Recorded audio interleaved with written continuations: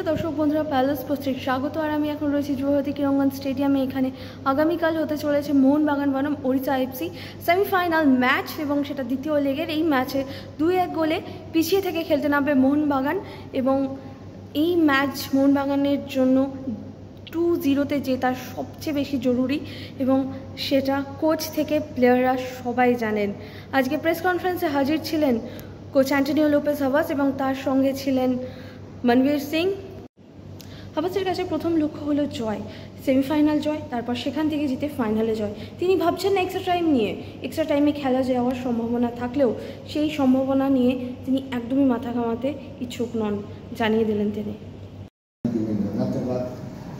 It's another thing, because I think that we have a player in the bench with a lot of warranty for play. থাকবেন না Armando সাদিকো, আগের ম্যাচে লাল card দেখার জন্য তিনি নেই। পাশাপাশি ওড়িশা এফসিরও কার্লোস ডেলগাডো থাকবেন না লাল কার্ড দেখার জন্য। এই বিষয়টা পুরোটাই 50-50 সিচুয়েশন বলে মানছেন হাভাস।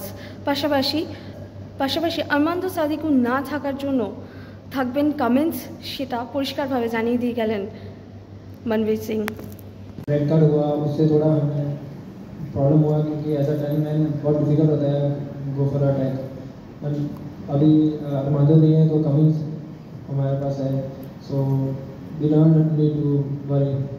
পাশাপাশি হাভাস এটাও জানালেন যে ওড়িশা এফসি কোচ লোবেরা খুবই শক্তিশালী একজন কোচ, খুবই ভালো একজন কোচ। তার পরিকল্পনা, তার স্ট্যাটিস্টিক্স খুবই ভালো। তিনি ওড়িশাকে আরও এগিয়ে নিয়ে যেতে পারেন, এবং সেই বিষয়ে সম্ভাবনাও রয়েছে। তাকে নিয়ে কি বললেন হাভাস, চলুন শুনে নেব।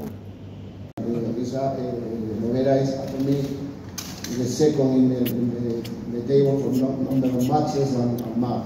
Oড়িশা is good team. Oড়িশা have experimented player with possibility another season to win the league, and logically it will be no easy.